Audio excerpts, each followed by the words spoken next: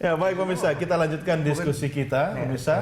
Seperti Anda tahu bahwa Kementerian Dalam Negeri memang mendorong agar daerah baik di provinsi, kabupaten, kota agar segera menerapkan e-budgeting dan e-planning dalam menyusun anggaran perencanaan pembangunan daerah. Menteri Dalam Negeri Cahyokumolo mengatakan sistem ini dapat menutup praktek-praktek korupsi serta berdampak pada efisiensi. Pastinya e-budgeting itu jujur belum 50%. Padahal e-planning itu komitmen Kemendagri, KPK, dan komitmen BPKP. Termasuk BPK juga. Bagaimana supaya semua daerah itu harus e-planning. Supaya pembelian barang dan jasa transparan. Kalau enggak, yang off the record ya kasus saya aja lah. Di Depdagri ini. EKTP yang 4.700 di markup 16.000. Tidak ada e-katalognya, nggak ada barang dan jasanya, seenaknya aja. Nah, ini menimbulkan kerugian secara material, tapi juga ada aspek hukum yang mengancam kita. Nah, ini ke depan harus clear and clear itu aja. Kalau di tingkat provinsi sendiri dari 34 sudah berapa? Kalau provinsi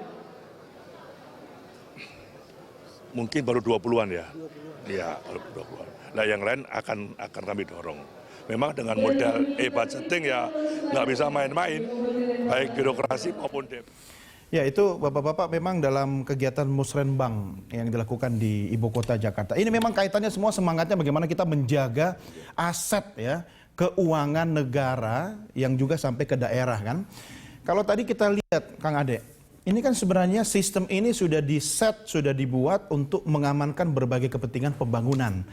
Tapi kalau manusianya nggak punya sistem yang bisa mengamankan sistem yang sudah bagus itu, ya sama juga bohong. Termasuk soal relasi politik antara eksekutif dan legislatif. Walaupun e-budgeting, tapi kemudian kalau sudah diawali dengan kong-kali-kong, bisa saja proyek-proyek yang tidak ada hubungannya dengan kepentingan rakyat di-input. Ya. Makanya e-budgeting tetap saja penting untuk dikontrol oleh masyarakat. Jangan sampai kemudian di lain budgetnya itu ada kegiatan-kegiatan yang tidak jelas. Misalnya kasus UPS yang harganya selangit atau kasus-kasus yang lain. Apalagi dalam konteks Jakarta, anggaran yang dikelola kan sangat besar. Gitu ya. Yang Jadi, membahayakan lagi kalau masyarakatnya juga nggak ngerti proyek itu kan. Betul. Makanya kemudian juga harus ada edukasi ke masyarakat gitu ya. Dengan menjelaskan bahwa APBD ini uangnya masyarakat. Jadi masyarakat juga punya hak untuk ikut terlibat, termasuk ikut memastikan agar usulan-usulan mereka diakomodir, lalu dilaksanakan dengan baik dan benar, tidak dikorupsi. Caranya apa? Mereka ikut berpartisipasi dalam Musrembang, mereka juga ikut mengawasi. Kalau e-budgeting kan dengan klik aja mereka udah tahu. Misalnya usulan mereka diakomodir atau tidak sih di e-budgeting ini, atau kemudian apakah bagaimana ada janji-janji politik dulu, betul, ya kan? betul. Terbaca nggak dalam anggaran? Ya, Kan? karena komitmen pemerintah, komitmen DPR itu bisa dilihat dari porsi alokasi. Porsi alokasi ini lebih banyak menjawab kebutuhan atau masalah siapa. Itu kan kelihatan dari item-item program. Kalau kemudian programnya lebih banyak misalnya untuk kegiatan-kegiatan seremonial, kegiatan-kegiatan yang tidak menjawab kepentingan rakyat ya akan percuma gitu ya. Pemborosan yang akan terjadi. Makanya dengan e-budgeting kita juga harus dorong tetap masyarakat untuk terus Artinya mengawasi. begini mungkin ya Pak Refrisal, kalau kita sepakat bahwa sistem ini mampu menjaga dan mengawal. Urusan manusianya oke lah, itu nomor 2, itu persoalan lain. Sumber daya manusia. Sumber daya manusia, pengelolanya, penggunanya. Tapi yang penting juga harus dimulai dari sini kan sistemnya kan. Kita sudah sampaikan ini, saya setuju dengan tetap dari perencanaannya tadi. Perencanaannya harus benar. Kata Pak Jokowi tadi harus tepat. Misalnya kita membangun jalan yang spektakulernya sini sudah tepat belum gitu ya. Itu betul-betul mengatasi apa yang bisa diatasi. Kan harus diuji betul Pak. Sebelum dia menganggarkan 300 miliar lebih. Simpang Susun Semanggi. Itu kan harus diuji betul. Apakah cuman mengurangi 37% kemacetan di jalur itu menurut penelitian dari Jepang. Nah, makanya itu yang perlu diuji kalau menurut saya. Yang tepat. Jangan sampai kita hanya ngebangun. Saya kan termasuk ngerti juga pembangunan jalan tol misalnya Pak Jokowi, tol Sumatera. Bukan saya nggak setuju sebagai orang Sumatera. Saya setuju. Saya setuju pembangunan tol Sumatera. Itu Tapi APBN? yang PBN. Ininya banyak PNM ya. Oke, Pembebasannya APBN. Banyak PBN juga pembebasannya. Kalau manusia mungkin senang. Kalau Bakahuni kita buat jalan tol terus nanti ke Palembang, manusia senang. Ya, manusia mungkin senang. Tapi nilai ekonomi tidak naik, Pak. Kalau naik pun sedikit nilai ekonominya. Tapi kalau dia nyambung ke pelabuhan, ya kan? Baru. Orang mungkin nggak suka, tapi nilai ekonominya tinggi, gitu ya. Ya orang kan lancar di jalan senang kan kalau orang. Tapi kita bukan hanya nyenangin orang dalam perencanaan pembangunan, tapi kita sebagai pemerintah, saya sebagai DPR harus berpikir bagaimana ekonomi kita bergerak apa enggak gitu. Itu kan Saya kan berpikir begitu juga, Pak. Pak Rizal, Anda kan Anda kan mengatakan itu karena melihat, mengalami langsung. Iya. Sistem kan tidak melihat ke situ. Berarti kan lagi-lagi balik ke manusia nih. Manusia. Ya, ketika orangnya, misalnya saya kepala daerah kemudian kong-kali-kong dengan DPRD gitu kan. Ya udahlah kita bikin pos anggaran. Ini kan kesepakatan. Dan masyarakat tidak ngerti. Ini pos buat apa? Bahasanya terlalu teknis lah gitu kan. Sehingga masyarakat tidak bisa mengkritisi karena tidak paham. Itu Makanya kan kembali kepada dua pihak. Kalau menurut saya nanti anggaran APBD itu bisa sampai ke desa kalau di daerah itu. Sampai ke desa. Dia tahu, ini apa saja kecamatan ini dapat apa saja. Oh iya. Jadi masyarakat bisa melek nanti, bisa ngelihat. Serapannya. Gitu. Sampai Kalau di kemana. Jakarta itu lurah itu satu kelurahan saya penduduknya ada 100 juta lebih. Iya. Cipinang Muara itu. Oke. Jadi bisa masyarakat di kelurahan itu bisa kami dapat apa sih dari pembangunan dapat apa nih? Iya, Gitu ya. iya. Got Itu kami kan dikerjain hak, nggak? iya kan? Jalan kami, gang kami dikerjain nggak? Iya. Dia yang anggaran 70 miliar. Terus kami yang kebanjiran kok dibiarin terus kebanjiran? Iya. Gitu kan? Maka tiap tahun disantunin terus. Iya kan? Biar anggaran santunan turun ya. Jadi biar banjir Karena terus. ini harus diprioritaskan orang yang kebanjiran ini. Iya, baik. Ya, Cipinang Melayu banjir terus, masa itu nggak bisa diatasi sih?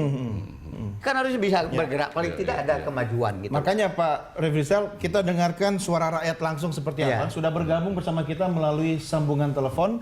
Ada Pak Heru dari Jakarta. Selamat malam Pak Heru. Oke, selamat malam Berita Satu, selamat malam Indonesia. Selamat malam. Pak Heru, Jakartanya mana Pak? Yang kami pernah mengikuti musrembang dari tingkat RT, RW, kelurahan. Di situ ada potensi para wakil-wakil dari parpol tuh ikut nimbrung ya. Kebetulan memang warga itu ada yang anggota parpol. Itu satu. Yang kedua, kenapa tidak dibuat tradisi atau sistem bahwa setiap Pemda dengan anggaran dan realisasi anggarannya itu dilaporkan ke Kemendagri. Di Kemendagri ada satu sistem yang mengkondisikan bahwa semua program apapun kegiatan di Pemda, tiap-tiap Pemda itu dilaporkan ke Mendagri. Nah, apakah itu sinkron dengan pada saat pelaporan persetujuan dari Kemendagri soal APBD? Nah, kan itu ada kaitannya. Dan kemudian di tingkat bawah untuk pengawasan publik kami mengalami sangat sulit sekali untuk mendapatkan informasi realisasi anggaran dan program-program terutama di Dinas Pendidikan. Di websitenya pun kami juga tidak menemukan.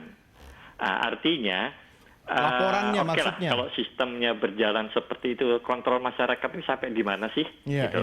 Nah, kami sudah mencoba, akhirnya kami diminta menggunakan Undang-Undang KIP nomor 14, keterbukaan informasi publik.